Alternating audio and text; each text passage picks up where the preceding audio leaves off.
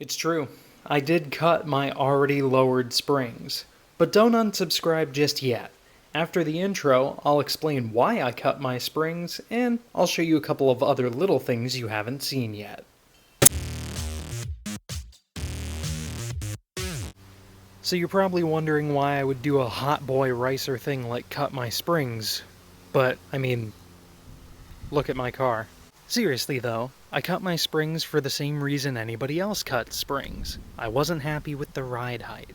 But I only did the rears, and I can explain to you now how it's not as dumb as, say, cutting the stock springs. My Megan Racing springs have what are known as dead coils, down here at the bottom. The only part of the spring that does any suspending is that right there. So all I did was cut one of the dead coils down here, just one coil, and all it did was affect ride height. It has no ill effects on the actual spring rate, like if I were to cut, say, that top coil. I think it was the right thing to do, considering that the car now sits more evenly front to rear. Before there was a whole lot of rake, and it was like a 3-finger gap from tire to arch in the rear, versus 1 and some change in the front. I really like it. And as the great Keiichi Tsuchiya once said, you must also look cool on the toge. Okay, now that that's out of the way, I can show you a couple of other new things that you haven't seen. I installed some mud guards on my car, and oddly enough, these aren't made for a Mazda2. These were already in my garage, and they came off of my old 1993 Mazda Protege. They're almost a perfect fit. I'm still not sure if I'll actually hang on to them. I feel like they might look better painted? I don't know, but for now, I kinda like them. And it was a free mod. Next, I can show you guys this. For Valentine's Day, my loving girlfriend got me a T3 white shift knob. For those who don't know T3, that's Techno Toy Tuning. They make all kinds of like AE86 stuff, but they had this in their Miata section, and it was $25, so I asked if I could get it. I really like it. The only thing that kinda sucks about it is that it's not weighted, but that's okay. I still like it.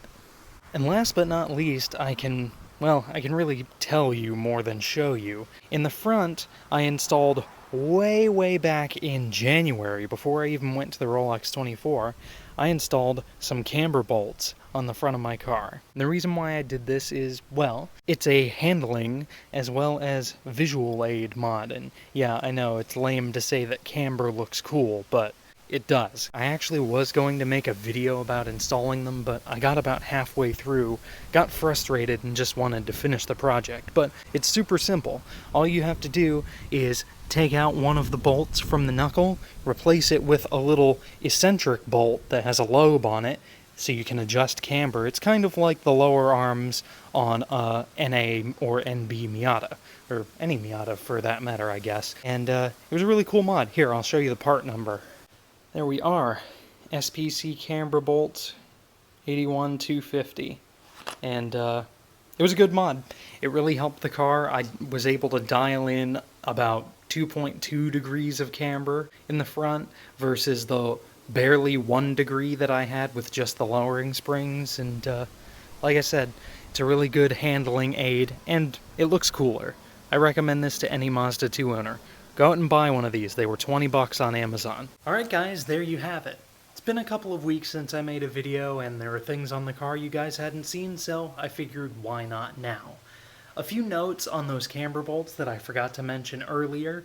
They go in the top hole. There are 2 bolts on the knuckle. They go in the top hole, and when you adjust them, just max out the adjustment. You'll get around 2 degrees of camber, give or take, and when they're at max adjustment, they're less likely to spin in that hole because it's a smaller bolt with an eccentric lobe on it, so there's a chance it could slip, but at max adjustment, that chance is a lot lower.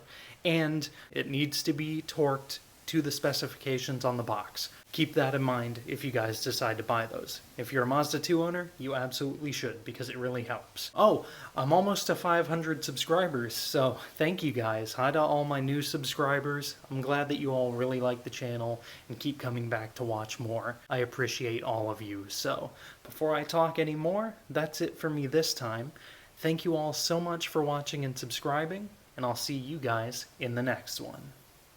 white letter tires and Tsuchiya quotes? Maybe I am a lame ricer.